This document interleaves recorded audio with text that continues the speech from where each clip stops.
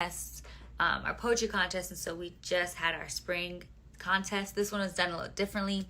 It was through video form. So we have three amazing winners, our first, second, and third place. We have one single Rose, who was first place, Don Shuan, who was second place, and then third place went to Arian Katsimbras. So I hope I'm saying everyone's name correctly. So I'm going to be talking to them just for a little bit. We'll have a little discussion about who they are, where they're from, their poem, and anything else they may want to share with us. If they feel comfortable, they may even read their poem or anything else they want to read aloud to us. So it's really space and room for them. It's about them, not me, them. So we're going to go ahead and get started. I see one single Rose, so let's go ahead and start there. I feel like Instagram changes. You know what I'm saying? Okay, they change. There we go. Thank you for requesting that. Their poem. So again, this is one single Rose. Hi, how are you? I am amazing. How are you, my darling? I'm good. Thank you. I hope the Wi-Fi and everything is good, that you can see me clearly and everything. Sometimes I have some issues over here, you know what I mean? How are you? Right. Oh, I can't really hear you. I'm sorry. Oh, that's horrible. Oh, wait, you're fine. Can you hear me now? Yes. Great. How are you this beautiful evening?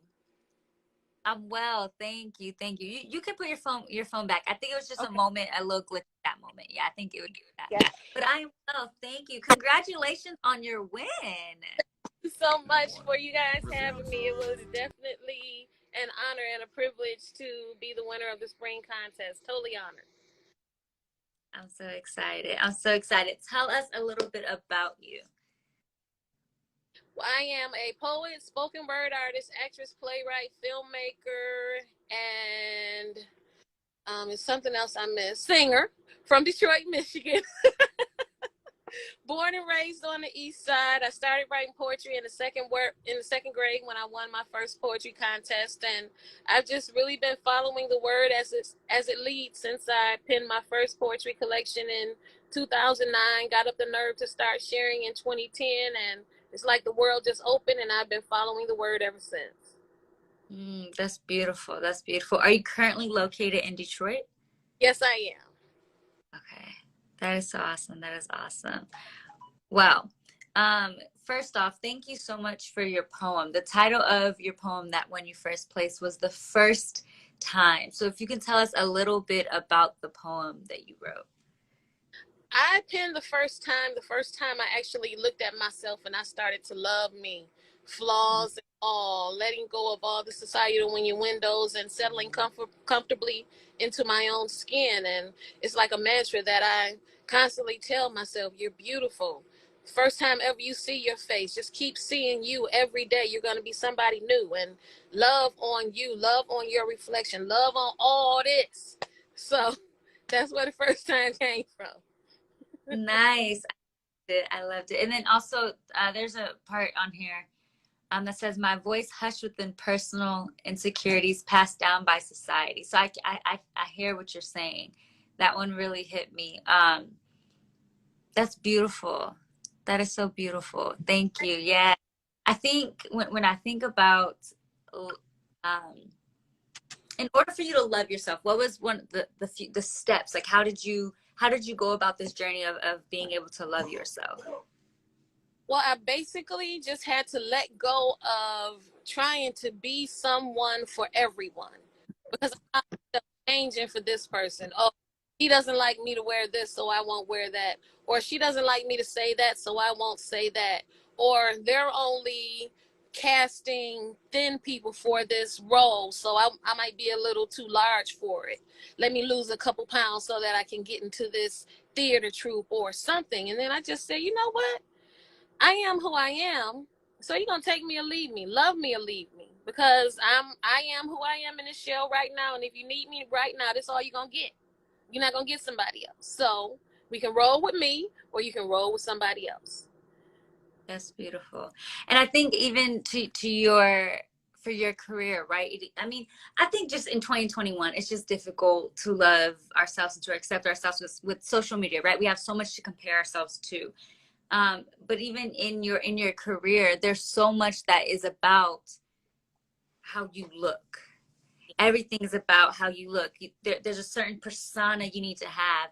I dance, and so there's this idea of what I'm supposed to look like, how I'm supposed to carry myself, and it's like, but what happens when you don't hit that? What happens when you don't match that? What happens, or even to your point, when you decide like I don't want to? That's not Right. something I'm. That's beautiful that you were able to write this for that. Thank you. Thank you. And once we learn to get comfortable with ourselves and and we feel who we are and we live and breathe who we are, nobody else matters. So the only Mm, we really need to be pleasing is ourselves. mm. Why do you think we care so much about what other people think? Or at least for you, why did you care so much what other people thought? Because we're living in such a judgmental society. And instead of me getting comfortable with me, I wanted to please everybody else before I pleased myself. So, I just said, screw them. It's all about me. And if Yeah, I'm comfortable in my skin, if I'm not going to love myself, how can I expect someone else to do that? that's real. Yeah. And you know, there's a I don't know the saying fully, but they say typically um when you're picking on someone else or when you're judging someone else or you're making a comment about someone else, it's actually about yourself. You feel this about yourself, and so you're projecting it onto other people. And I can say there's been some times in my life that I did that, right? Like I had a little insecurity about something, and so I noticed it in every other person because it was something I was dealing with myself. You know, so I Yeah. feel that. Okay. So in your journey now, where are you, would you say? And it doesn't have to just be with you being comfortable with yourself, but just overall in your journey as a woman, growing into yourself, accepting yourself, loving yourself. Where would you say you are right in this moment? Right now, I am a work in progress and I'm trying to create a better me because I want to live. I want to be 104 years old or more, like like my grandmother was, who just passed in March, 2 days before my birthday. I want to live to outlive my life expectancy. So I'm really just working on me, mind, heart, body, and soul. That's good. That is good. I love that. I love that. I love that. Thank you for that. That is important. And I think it's so missed. I would say like the pandemic, I think at least for me, I can't speak for anyone else, but for me, definitely slowed me down to your point where I could think of mind, body, heart, and soul. Yes, I think I this don't is think like a I'm doing. reset one. Yeah, Yeah. Yeah, we really started to focus on what was important. It brought families back together. We aren't into this big hustle and bustle all the time. Things move just a little bit slow, kind of Jamaican slow, but that's cool. I've never heard of that, but I like that. Okay. I like that. That is real though, but I think it's needed. Sometimes when you're going too quickly, you miss the special moments, but you also miss the little heart checks. You miss Yes, it. You okay? Was that an okay moment for you? Did they cross your boundaries? Are you doing good? How are you feeling? Do you love yourself right now? You know, it's like we just focus on everything else that we're missing the really important moments that will bring us to where we're supposed to be next. absolutely. I feel Absolutely. that. I love that. Okay. Well, do you want to, and you can say no, but I would love if you could read either this poem or any other poem you have for us, if you can. Sure, sure. I'll share the first time with you guys, and mad love to everyone who took time to vote for me, and especially to the judges at Root Co. I see my TT Mama TT is in there. My cousins are on live with me right now.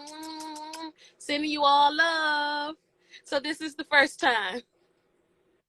I held myself captive for years. Trapped within darkness, this little light of mine didn't shine. My voice hushed within personal insecurities passed down by society. Daddy Longlegs blessed me with a stature considered intimidating. Thicknesses of these lips and hips are frequently frowned upon.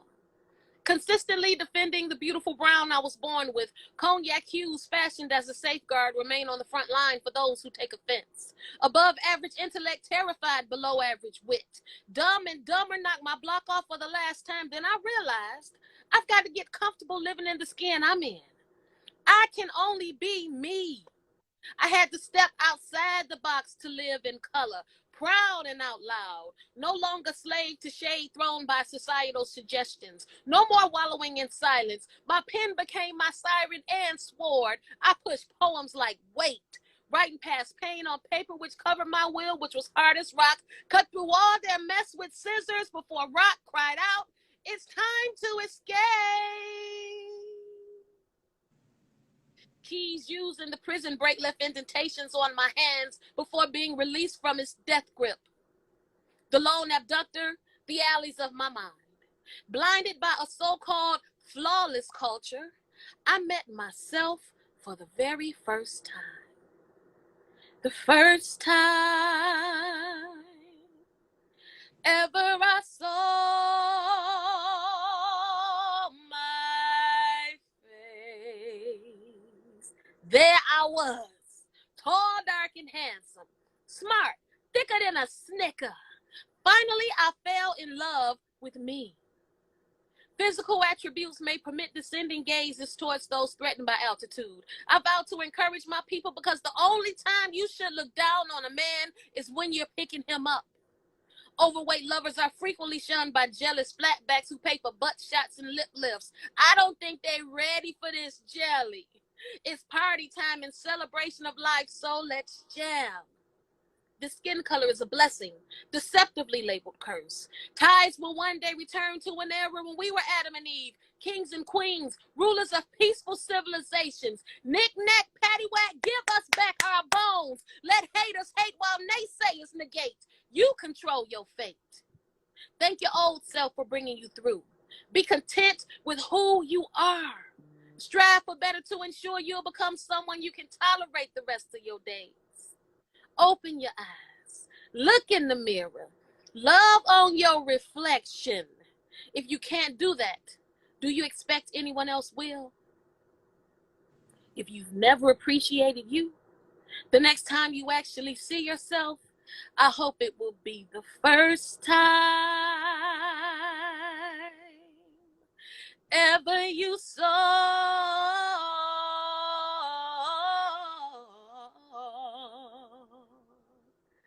your face, your face,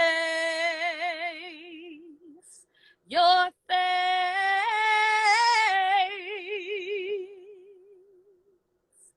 your face.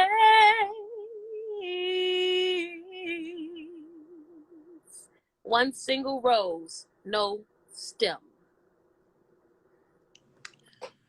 That's so beautiful. I love that. Thank you so much. It definitely is a whole different vibe hearing it than reading it. So thank you so much. That was amazing. Yes. Thank you. What is your favorite line from the whole poem? I met myself for the very first time, and open your eyes, look in the mirror, love on your reflection. Because if you can't do that, how do you expect someone else will? Hmm. I'm all up through that whole piece, though. It's so good. I love it. I love it. And that's real. That this is so I love it. It was a beautiful poem. If I may ask, how long ago or maybe it's more newer. How long ago did you write it? I penned that piece in 2015, 16, somewhere around in there. Yeah. Okay. Yeah. Were you in Detroit? But yes, I was in Detroit. Yes. This is beautiful. Oh, I love it.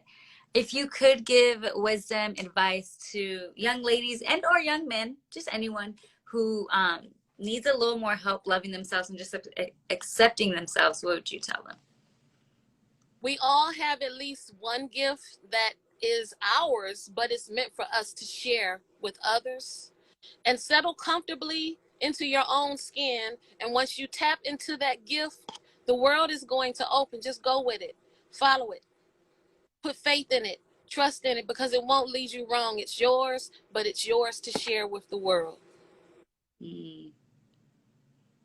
Well, if I may ask, what's your gift to share with the world? Well, You are multi-talented. Well, I started writing poetry, and then that took me into acting, which took me into writing plays, which took me into creating film. So once I relinquished myself to the word and delivering a positive word, it's like the world just opened, and I've been following that path for the past 10 years, and it has not steered me wrong. So that's why I shared that with the young people or anyone who's listening, because once you tap in to what was given to you and share it, the rest is gravy, baby. That's beautiful. I'm living proof of that. Yeah. Yeah, that's good. That's good. So what, if I may ask, what are some things you're currently working on? What can we expect from you? Well, I'm currently working on filming my first web series, which I penned during the pandemic, but COVID is happening. It keeps happening. So filming and production, I've been in pre-production for the past 6 months. Can't seem to get out of it because we were in COVID. I'm rehearsing for 2 plays. I'm penning a play for an artist couple here in Detroit. And I'm also writing part 3 to my addiction play series, as well as performing and still working my 9 to 5. Yeah. What's your 9 to 5? I am a legal executive assistant in my 9 to 5. So that keeps me busy. I've been working remote since March the 19th, 2020 at 8:30 a.m. and 23 seconds. Hey, I ain't mad about it. I ain't mad. That's right. Well, you do sound busy. You're doing a lot. Yeah, yeah, yeah. I mean, I'm running a one-woman show, so, I just do what I can. That's all I can do. I understand that. I get that completely. I get that. Where can the people find you and find any and all of your work? My work is on my website, onesinglerose.com. That's onesinglerose.com. And I am on all social media platforms as ONE Single Rose. Or if you don't find me as One Single Rose, put a 313 behind it. Some imposter got to it before me. But there are links on the website that'll take you all around. What, if I may ask, what's the story behind One Single Rose? This was before, I edited a book for a very good friend, and I had started writing my poetry for my first collection. And I had quite a few poems written, and I shared them with her. They were basically, I started writing as a woman scorned. Basically, forget the world, leave me alone. I just want you to die, die, die type poems. But then I started writing along in that vein, and I kind of inspired myself out of that heartache. So I let her read some of my poems. She was like, girl, you need to write a book. These good. I'm going to give you the name, One Single Rose. And I was like, that's kind of dope. So I became One Single Rose because a lot of my poems were focused on me being single and the struggle of being single, just getting out of heartache. And it kind of stuck. And here I am right now attempting to copyright the trademark One Single Rose. I'm in the last step. So hopefully I'll be able to grab it where I can change the TM to a C in a circle. Hey, I'm rooting for you. I am rooting for you. You'll get it. You got it. It's already yours. It's yours. Thank you. So is there anything else you want to say to the people? I just want to say, keep living your life. Be your best you. Be comfortable with yourself. Society is always going to have some example of who you should be. But as long as you know who you are and where it is you want to go, you go where you're comfortable. You be who you are, who you tell yourself you should be. And just settle comfortably. And let's be nice to each other. Let's love on each other. That's it. Love. that. Thank you so much, One Single Rose. Everyone, you can find her as One Single Rose. She also has a website and Instagram and all social media platforms. So thank you again. Congratulations on your first place win. And I look forward to seeing more of your work. So thank you. Yes. I'll be looking forward to what you guys have coming up. And congratulations to all the winners. So thank you again. Thank you. Wait, I don't know how to. I don't. Well, we're going to have to figure this out together. Let me see. I think if I close, then I'll leave you. There we go. Bye. Yeah, I really don't like. How do you do all this? You know what I'm saying? Okay. So again, thank you to One Single Rose. Y'all make sure y'all show her some love. You can check out the poems, I believe, on the Rooted Minds blog. So check them out there. We also have them all over our Instagram. So listen to them. You know what I'm saying? Look for them.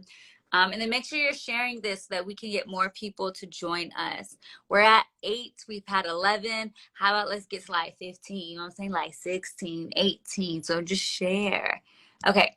We're going to now go to our second place winner, which is Don Shuan.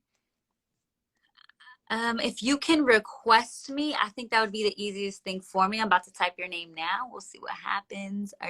You are still in here. All right, let's see. If you're just joining us, again, my name is Niamey, and I'm just the host. Yeah, if you guys have questions, and I'm so sorry, One Single Rose, that I didn't do this for you, but if you guys have questions, please ask your questions.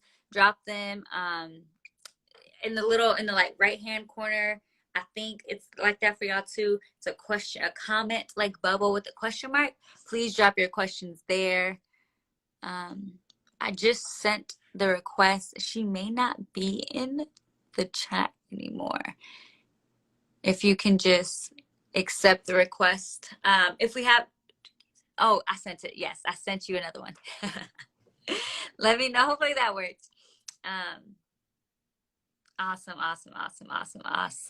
Thank you. And you guys can follow me at NNIIAMEY if you're looking. That is where I am at. So you guys can find me there. Don, if you can, and I hope I'm saying your name correctly as well, but Don Shuan, if you can request me, because I'm requesting you, but I'm not sure what's happening. So if you want to request me, that would be really helpful for me. How's everyone's day going? I hope y'all night's going well. It is already 9 o'clock on the East Coast. It's only 6 here in Arizona. So I hope you guys are having a good night. All right, I'm going to have to come back, Don Shuan, but no worries. Let's go ahead and have Arian. Do we still have Arian in the building? Okay, I'm going to send a request to Arian. And we'll see what happens. Oh, thank you. I didn't know if I like my glasses. I'm sorry. Hey, Arian, how are you doing? Doing well. How are you? I'm well. Thank you. All right. So this is Arian. And then I don't know if I said your name incorrectly. I hope I said it right. But Arian Katsimbras? You did. Yeah. Thank you. Awesome. Okay. So you are a 3rd place winner. Congratulations on your win. Thank you very much. Yeah. Where are you located? I am currently in the farmlands in Eastern Oregon, but I am located in Reno typically. I say that because if it cuts out, I'm going to have to come back to you. So I think service is pretty intermittent. So, but I was born and raised in Reno, Nevada. And that's where I'm at. Okay. And how's that? You like living over there? I love it. I feel like the heat's just like Arizona, right? Yeah, climate's the same. I think the culture is namely the same in some ways. You're a bit more perfectly gridded, I think, where you're at, in terms of the city's infrastructure. But yeah, it's the same. It's absolutely the same. It's dry, and so I'm constantly dry. Nice. Okay, so your poem was growing up all the mobile homes. Yeah. Is it mobile? Which one? Mobile. Whatever you want it to be. Trailers. Growing up, all the trailers. That's all right. Tell us a little bit about yourself. How did you start writing? When did you start writing? What does that look like? I started writing late in life. I think late comparatively, to my peers and my colleagues. Um, I was fat. I read insatiably as a kid. I was bookish. I hid it, I hid that bookishness. I read in private and solitary quite often. And then I started college at, I don't know, at 22 or so. And I'd written a little bit prior to starting school. And I fancied myself as, I wanted to be, I wanted to write rhymes. And I had a lot of love for spoken word. And at the time, Def Jam poetry was, everything for me. Like the early seasons of Def Jam poetry, they just emptied me out. I loved them. I bought them at Tower Records and I played them on repeat. And so I took a poetry class in college, just by chance. And because I thought I could do it, I thought it was going to be an easy grade. I'd written some spoken word, and I thought I had a handle on metaphor, right? And I wrote half a semester's worth of really bad poems, really, really, really bad ones. I had never read poetry before. I'd never read a poetry book, a contemporary collection of poems. I had no frame of reference for it. I had no training, and I wrote bad poetry for a while. And then my professor, who's now, one of my closest friends, he gave me a little bit of encouragement on a poem I had written about being fatherless, which the poem kind of alludes to, this poem kind of alludes to, right? And he said, at the bottom of the page, he said, be this writer for a while. Be this writer. And that was probably all the affirmation I think I needed to know that I was probably on the right track, that, writing was the direction that I wanted to point my life, the totality of my life. And so I never stopped. That was my first or second semester of college. And I ran with it. I tried to make everything of it, I took, and that's actually one of the ways I met Dom. I went to ASU, Arizona State University, and I took a poetry class. I wasn't majoring in poetry, but I write, right? I write. So I was like, I write poetry already. It can't be difficult. Not realizing that I write more in a my writing is more to be spoken, right? A spoken word in essence. Right. But for me, it was really difficult because my classmates didn't understand it. And so to them, there were just certain ways and things I said that didn't make sense on paper. When it's like, well, it's poetry. Like, couldn't it just be? So I had a moment when I was doing all of this, where when I was writing poetry, especially in a educational form, where I was a little discouraged as well, just because it was just different, and I had to be okay with it. So I can understand. It's funny you bring that up. The house I'm currently in, I'm visiting some friends. My best friend who lives here is graduated from ASU's MFA program in poetry. That's where he received his degree. He just graduated. I think we've been out of school for about 5 years now. So I think that's fine. I know that program really well. I know a lot of the faculty at ASU. It's a strong program. That's funny. Yeah. So it was different from what I was used to, but that's awesome. So what are you currently working on, if you don't mind me asking? It's funny, one of my friends just dropped in. She knows that I am not working.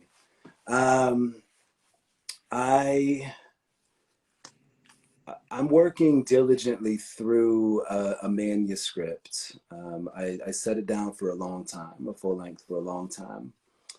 And,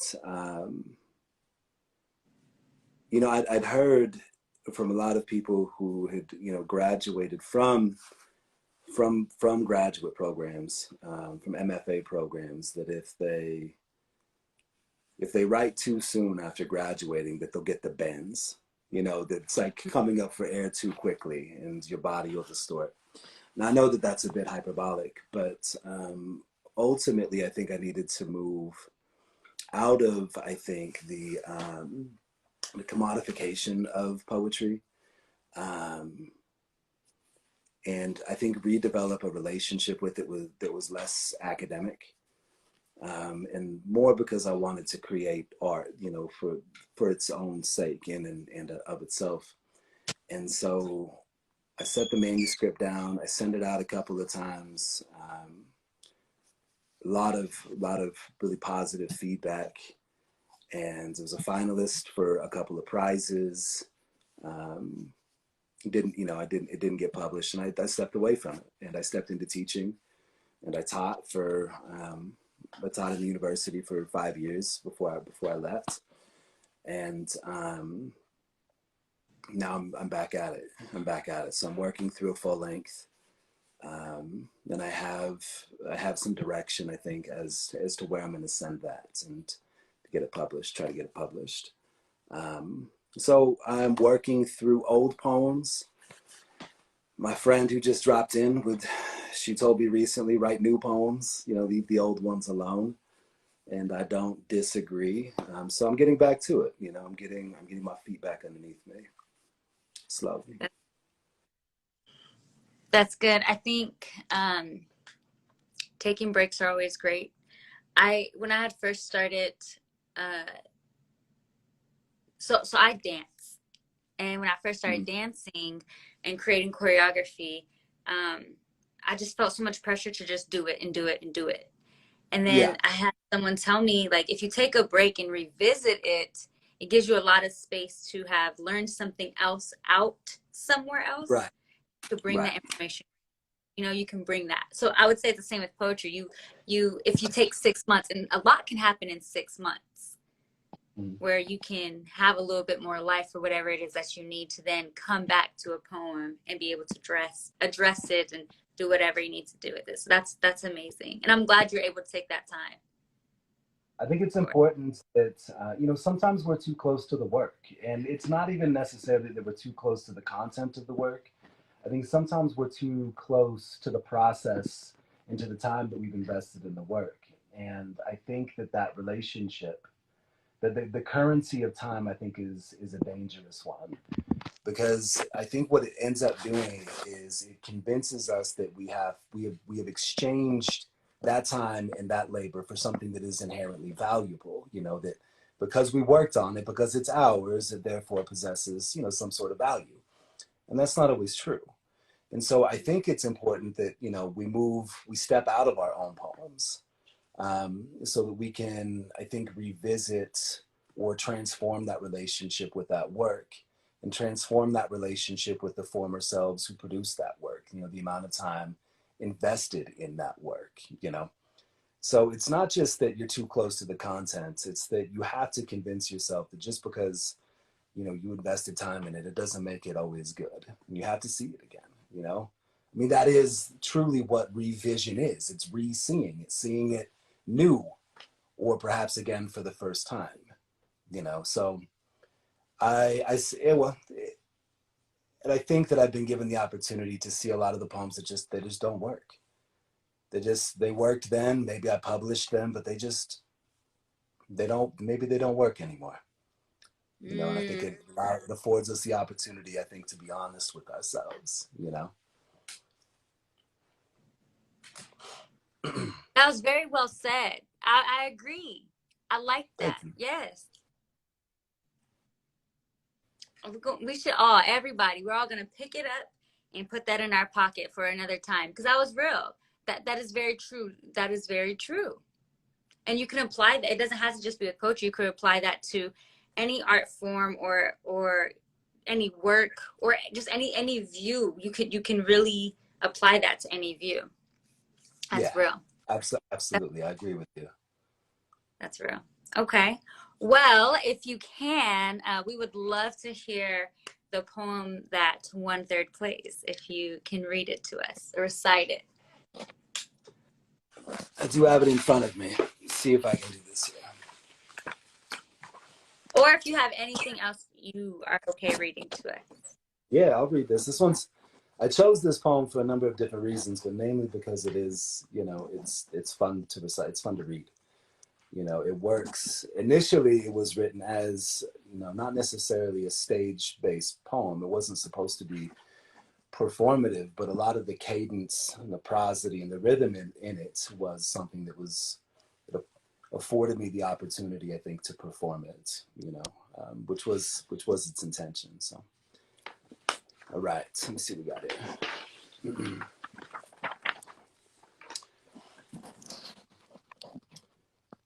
Growing up, all the mobile homes looked like orphan teeth in the Nevada desert.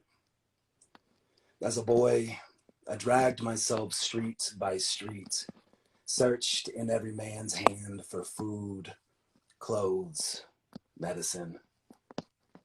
I looked in every retired sky, dragged open and talking me into rough repair. Searched in the burning head wound where my stepfather's steel hands coaxed my mute blood out in puddles. And those hands are still there like a crude halo threatening to glow. Every tree was tinder, what's left for tree houses. You see, I hid instead in crawl spaces with only earthworms for music, until I became old enough to know what haunting was by listening through the vents to all the thunder about electrical bills, about who the fuck is she, about silence after the dull click as my mother's ribs caved. That familiar sound of grief's keep, its needed maintenance, singing along to its own tradition.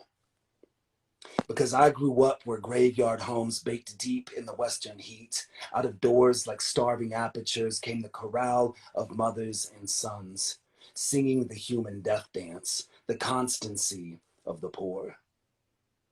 This is the last time I'll write. I grew up where fathers levitated like electricity in power lines, throaty hum constant, tire fire kind of dangerous. The black eyes my stepfather gifted me, my mom, mama, ma, please make a book of matches burn for days like this. Let the sky and earth reclaim what they will of these wasted boxes, metal bodies, and waterless pine. Reclaim our fathers who holler in the street high on their want for death. High above us like patron saints of the hammer, of quick, clean brutality.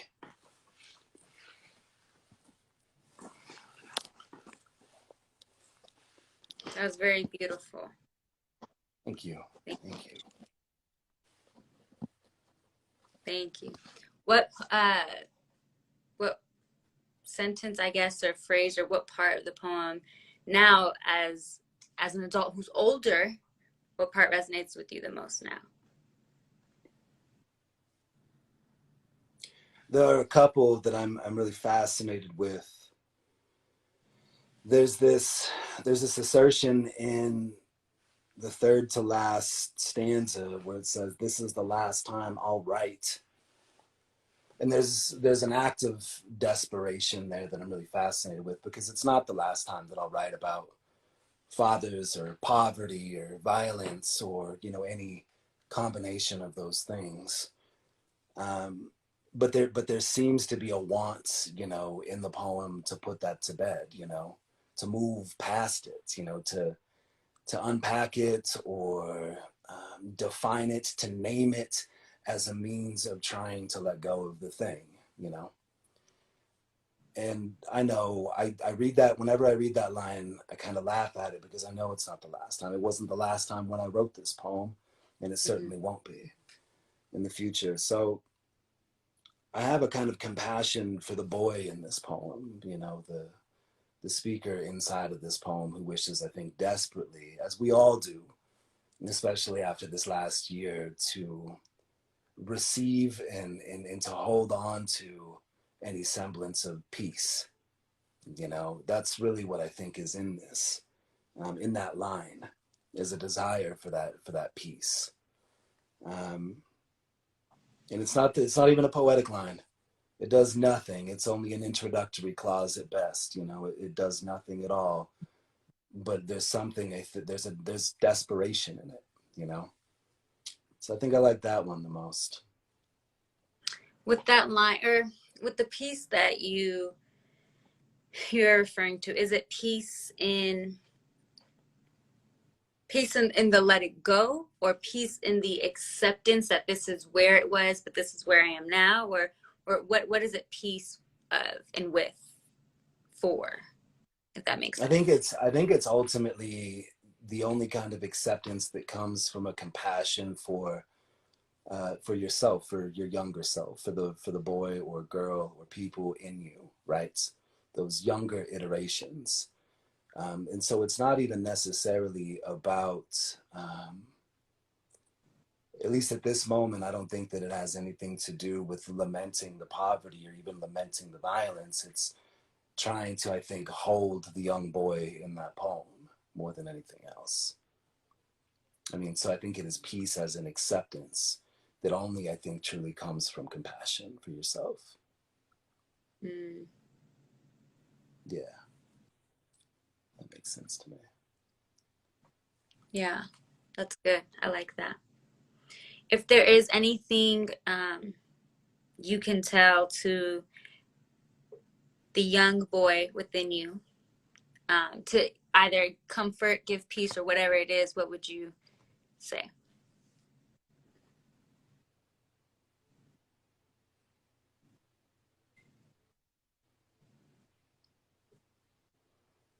I think it's going to sound corny because it's a line from Good Will Hunting, but I Okay. think that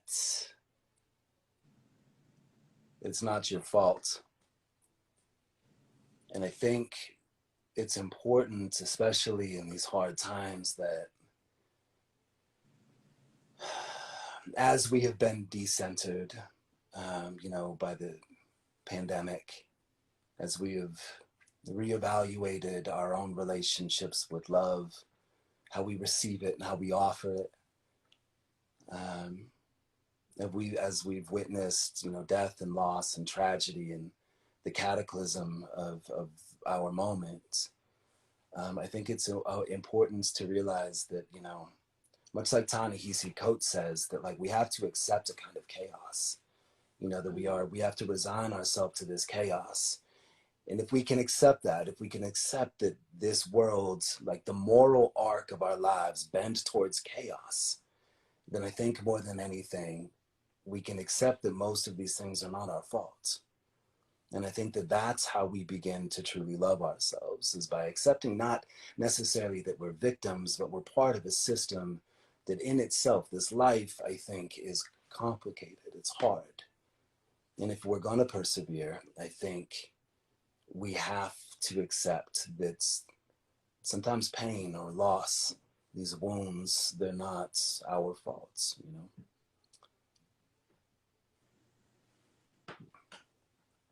Yeah. Guilt is a heavy burden to carry. I hear you. I feel Yeah. that. Currently, I feel that. Yeah, I've dealt with a lot of guilt in my life. And now, having let some of it finally go and releasing it, not releasing all of it, but Mm-hmm. to your point, I'm like, dang, like it wasn't me and I didn't have to hold that. It wasn't my fault.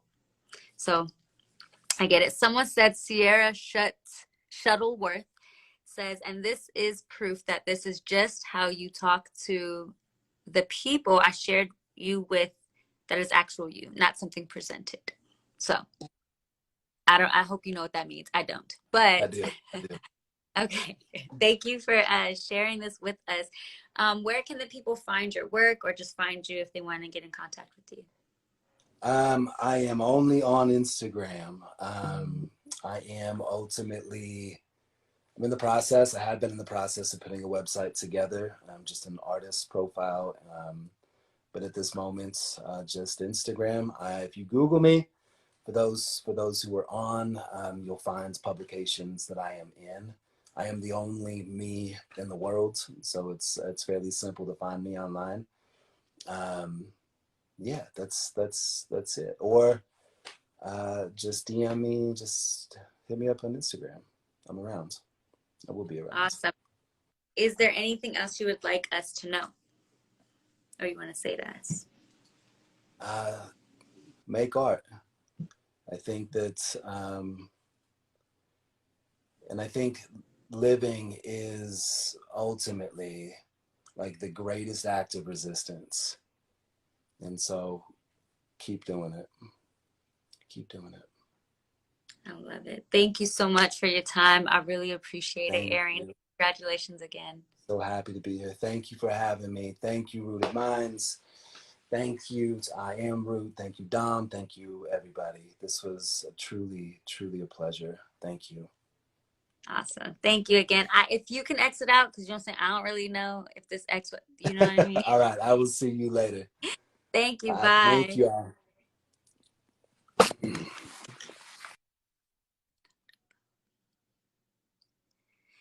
All right.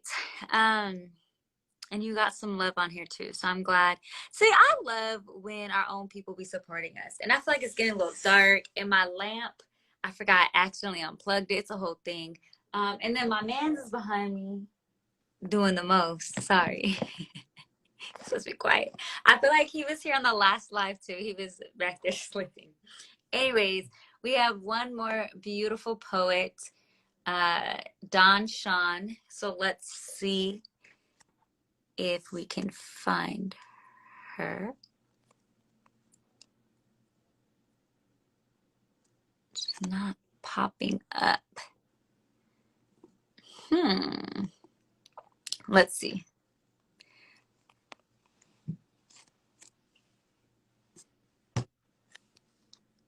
I don't know where she went. Okay, sorry. Give me a second as I look. Yeah, no, I'm not sure where she went. Oh, wait. Okay. Oh, there we go.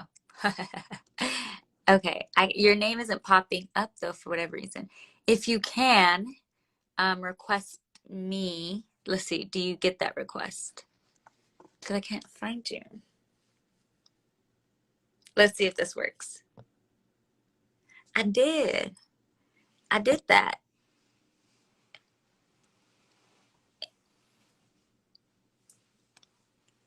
Invite. I'm doing it, friends, and just for whatever reason, it's not. Oh, it says you need the latest version of Instagram. That's so lame. So you have to, I guess, re-download the latest one. So hop off real quick. Try to. I don't know if you have an iPhone, but if you do, go to the Apple thingy majiggy and download it and see what happens. And hopefully that works. Yeah, because it won't let me add you. I'm so sorry. You must upgrade app in order to join.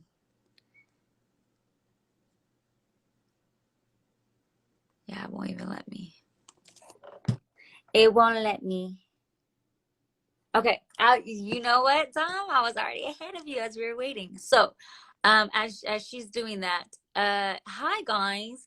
So I have a little business that I have called Life of a Young Realist, and we focus on creating art that challenges the status quo. So I spent some years of my life being doing a little bit of activism in the political world, and also just community organizing. So since I started doing that, that is how I started creating this platform and where I create art, and we have community, and we talk about our art, and we talk about issues that's happening within our community, and we just build. So, okay, I think she has it. Yes. Okay. So here's Shuan, and then I can tell y'all about LYR a little bit later. Wait, I just accepted you.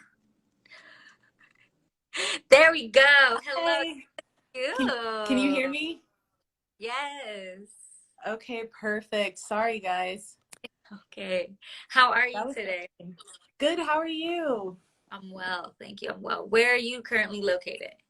I am in Phoenix, Arizona. Mesa to be specific, but I'm in Phoenix. Okay, nice, nice, nice. You look so cute. Thank you. You do This too. I just like for your us. glasses. You. I didn't know how I felt about the color, but you know what I'm saying? I'm I very. like them. I like them. I like the larger frames. I do too. My boyfriend was like, I was like, nah, I'm digging them. So thank you. I Don't appreciate that. worry. So tell us a little bit. Well, first off, congratulations on your second place win. That's Thank awesome. you. I am grateful, and congratulations to everyone else too. Awesome. Tell us a little bit about yourself. Kind of like One Single Rose. I won a poetry contest when I was 10. I didn't think it was that big of a deal that time, but I remember like there was a banquet or something like that. And I've kind of used writing as a way of coping. I'm a reader too. I used to love to read, as a kid. So I grew up reading and writing, and I got into real estate. Then I began making lingerie. I still kind of do that, but now I write. I guess you would consider it ghostwriting, music, articles, things like that. I write poetry for fun, but mostly I like to write political pieces, or what people would call controversial things. Fun, fun, fun, fun. Do you have a pen name? Or is Don Sean your pen name? Yes, it is. Okay. It is. That's I write under Don Shuan sometimes, but when I ghostwrite, I write under Don Sean. So Sean. okay. So this is Don. Oh, I didn't even notice that. Yeah, so it's I'm sorry, Shuan. I kept seeing it Aun. So Shuan. Yes. Yeah. That's cool. Don Shuan. Awesome. Awesome. Okay. Can you tell us a little bit about your poem, Affirmations for Grounding? Oh man.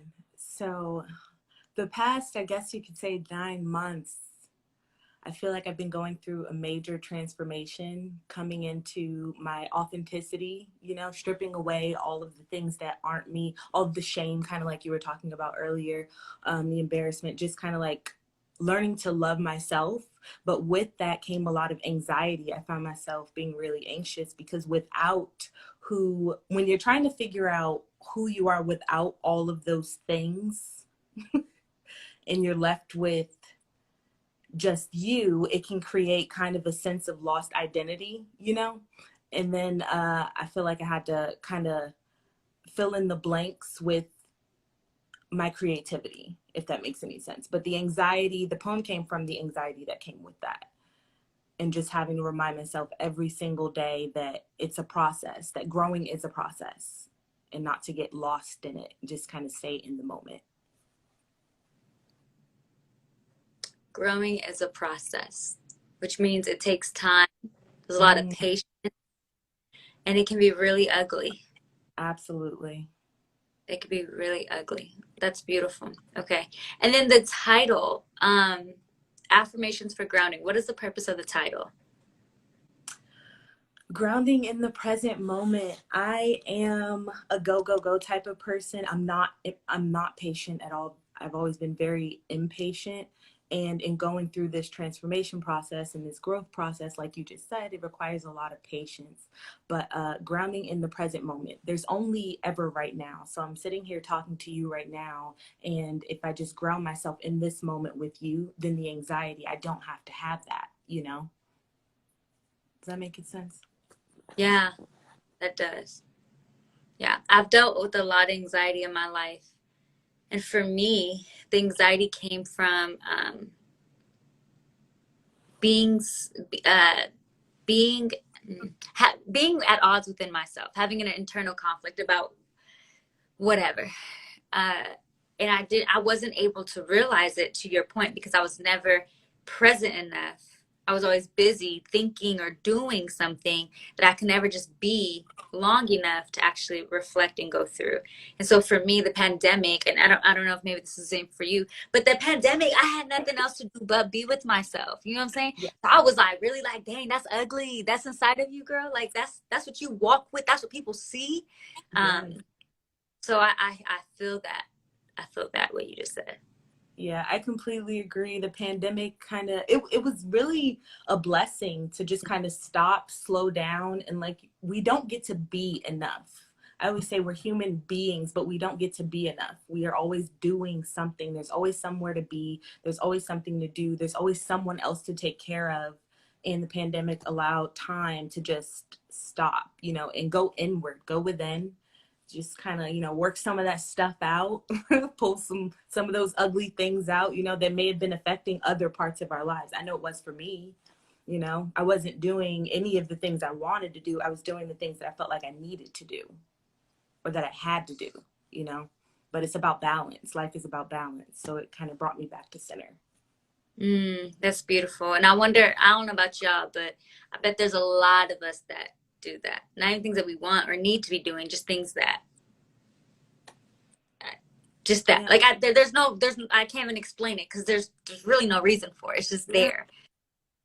Yeah. What is your favorite line from this poem?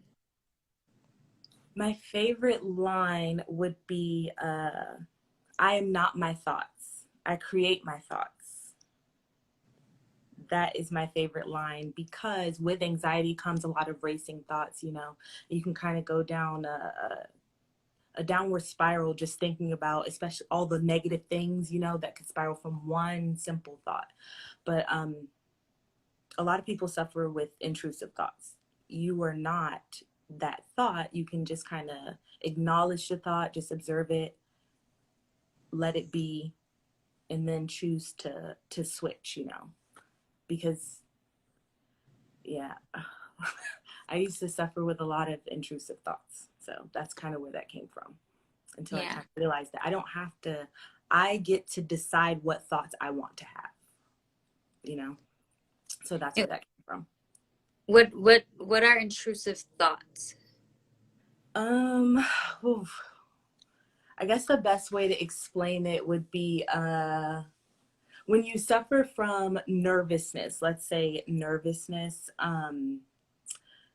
or any type of shame. I know people that suffer from shame, public speaking, things like that. When you're preparing to do a thing, all of a sudden you have all these negative thoughts about how it's not going to go the way that it's supposed to go or that you want it to go, you know, and it just kind of spirals from there. And so next thing you know, those negative thoughts takes over that experience. And it could have been a pretty positive experience, but the negative thoughts have taken it over completely. And now that moment is kind of ruined, you know? Yeah. But that would be considered intrusive thoughts. Okay. That makes sense. Your poem, which, if you don't mind reading for us, but before you read it, I want to say this. I thought the title I thought was a great title for it, because as I was reading this, I had a moment where I literally imagined myself looking in the mirror, reading it to myself, because it is just that. They're affirmations, and it's just beautiful things that we need to hear and just remind ourselves. I think so many times there's just so much as human beings that happen to us, and we aren't prepared to deal with it, or we're not ready to deal with it, or we can't, right? We don't have the tools to deal with it, or we have issues where we run from things, whatever the case may be. There's so many things that we deal with that we could have victory over if we were just a little more prepared, I would say. So an example is like public speaking. As to your point, if you know I'm fearful of public speaking, I get nervous with it. Preparing for it, right? And then this idea of like, you already know you're gonna get anxious. You already know you're gonna be afraid. You already know. There's just and sometimes it's not that simple. Sometimes you really don't know, right? Sometimes you don't know the root. So that's hard. Finding the root of things is always difficult. But I guess it's like we can have so much victory, or Niamey, I could have so much victory over certain things if I just was in the moment long enough to understand. So like when I think about the anxiety I dealt with at one point, it always started the same way. And so if I paid attention long enough, I could feel, oh, I'm about to have an anxiety attack. I can feel it coming. You get what I'm saying? But Yeah. I was never prepared for it because I didn't want to deal with it. Mm-hmm. So, anyways, please, if you would like to, please read us your poem. We would love to hear it. Of course, I will do so. I exist in this present moment worry-free. Everything is working out for my highest good, and I'm exactly where I'm supposed to be. I use every experience as a tool to assist me on my life journey. I know that the goal is not the destination, but the experience itself. And obstacles are just lessons or tests I do not lose. I live my life in love and joy, making decisions using my inner knowing and never out of fear. I believe in the wonder of spirit because I am evidence of faith in the unseen. I am creating my life every single day, whether I know it or not, so I consciously create a reality that is favorable to me. The people I meet along my way are guides helping me to understand more about myself. I do not rush the process because what's for me is for me and will always be for me. By seeing God in myself, I am able to see God in others. I trust that everything I need will be provided to me when I need it. I allow myself the time to rest and rejuvenate mind, body, and soul. I am not my thoughts. I create my thoughts, and my thoughts create the vibration, and the vibration draws the experience. I decide when to use my emotion, not the behaviors or opinions of others. My feelings do not waver based on outside forces. I think and act with positive intention moment by moment, and the world reflects love back to me. I understand that the root of all is either love or fear, and I wake up and choose love every day. Love of self, love of God, and love of others. How long ago did you write this? You Right, said 6 months? no, right before it was due actually for the contest. Okay. If I can ask, and if you feel comfortable enough, what would you say right now is making you the most anxious in your life?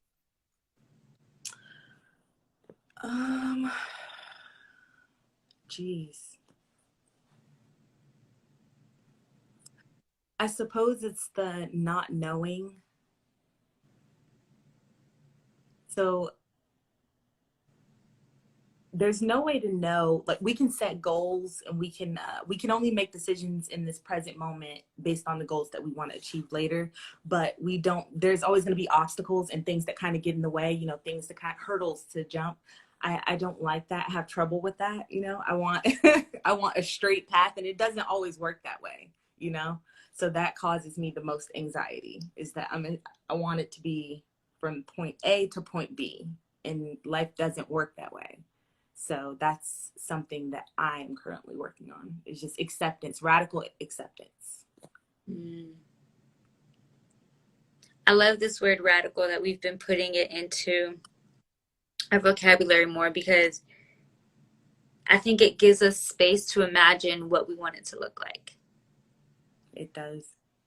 Versus saying acceptance, which could, I mean, you could realistically just use the same way I do it, right? If I say acceptance, it might be in the same framework as someone else. But saying radical acceptance is one of those things of like, I am choosing to think outside the box, to imagine whatever.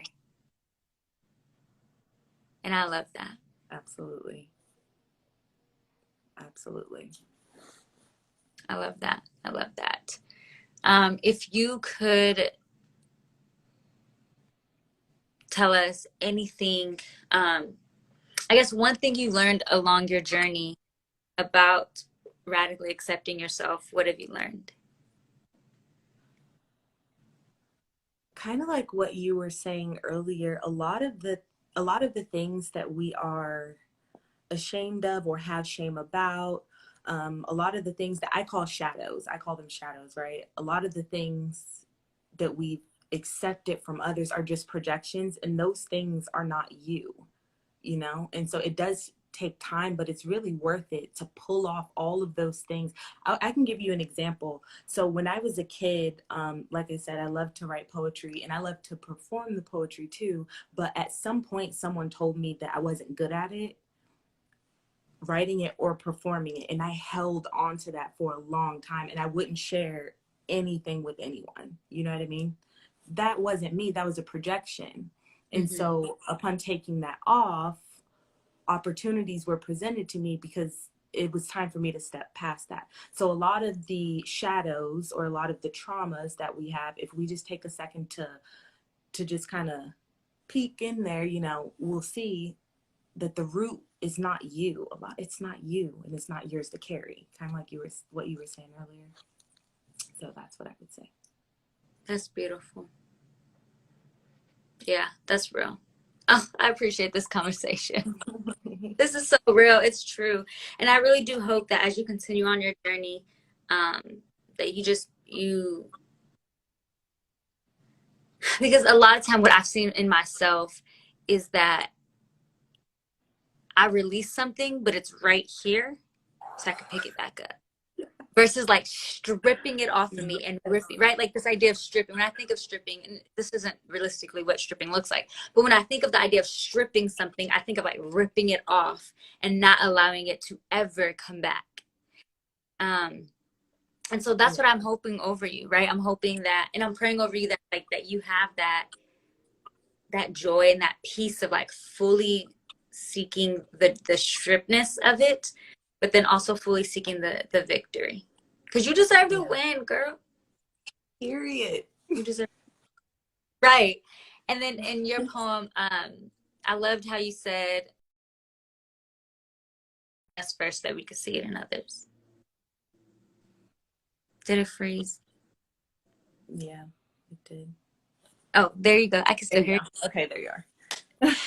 I don't know if you heard me, but my favorite part of your poem is how you say to see the God, and I can't find it, but basically to see the God within us that we can see it in others. That's the goal. We're not as different as we think we are, you know?